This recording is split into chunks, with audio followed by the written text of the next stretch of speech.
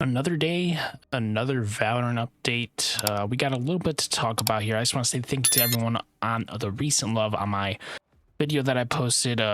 It's crazy. I didn't think I was going to get around 2,000 views. Every single one that I got and 25 likes. Thank you. It really means a lot. But we have a big change. Who is going to be the most played duelist after this patch? I don't know. I don't necessarily know if it'll be a change or not. It might only be a change in high elo and pro play, but I just thought that you guys deserve to know what's going on here, so you don't have to go and search this stuff up yourself. But basically, all the maps are being added to all of the rotations that are not competitive. So unrated, Spike Rush, Swift Play, Deathmatch, and Escalation will have all the maps in it. Blit will be removed and replaced with Haven, which is, you know, some people think it's a dub, some people do not. But personally, I think it's a dub. I really like Haven. And now we got some agent updates. So ISO kind of got a little bit of reworking along with some of the other duelists as well. So it's kind of going to be like, how big of a change will this be? Because they just did that big patch on Jet. Now we're going to go in and look and see how the other duelists are getting affected. ISO. So ISO's double tap now grants himself a shield upon finishing a 1-second animation during which he can't use his gun. This plays a shield forming sound at the end of the channel when the shield is activated. Okay, that seems pretty simple. His charges are now reduced from 2 to 1, and charges, I assume, are his decays. I think are vulnerables. I think that those are getting reduced from 2 to 1. Kill reset added to double tap. ISO can get a charge back if he gets 2 kills. So similar to raise grenade, jet dash, get 2 kills, and your ability comes back. Pretty simple for that. ISO can now recast double tap when it's active to refresh the duration of the shield. This is relevant if he gets a refresh charge of his double tap from getting 2 kills. Okay, let's see here. Big Neon changes. A lot of stuff changing with Neon. So fast lane dissipates from behind to minimize visual noise in combat space, giving cover for Neon. So basically, instead of dissipating from the front, it's going to dissipate from the back. The audio has been updated to travel with the fade out of the wall. The wall duration is now a little bit shorter, from 6 seconds to 4 seconds, and the wall dissolves a little bit faster as well. Now high gear, this is going to be interesting.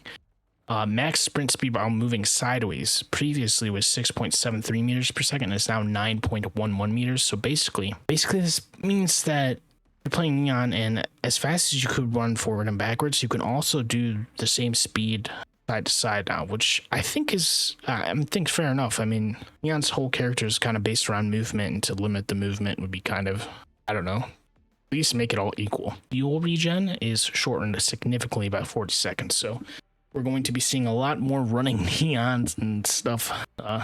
Personally, I'm not a big Neon fan, but we're going to see more of that. The second slide, buy slides now. The second slide cost 150.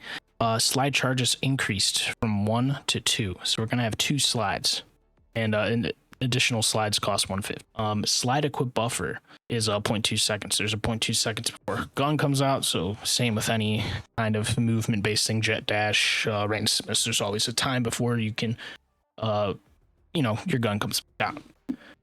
Relay bolt. So instead of having 2 relay bolts, Neon will only have 1, and the delay is decreased, and the concuss duration was increased by 0.5 seconds. Nothing too crazy there. Let's talk around about a personal favorite agent, Reyna. Reyna had a couple of changes here that, you know, might make it more easy to play in team comps and pro play. We might see more Reyna, which is exciting to watch. I don't know if this is really going to change too much for competitive. I feel people will still lock Reyna, but Devour healing decreased from 100 to 50, so you only get 50 healing, and the full heal time is reduced from 3 to 2 seconds.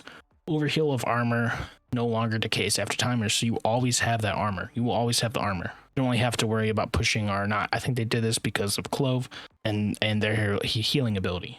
Dismiss, the top speed increased, so you're going to be able to dismiss faster.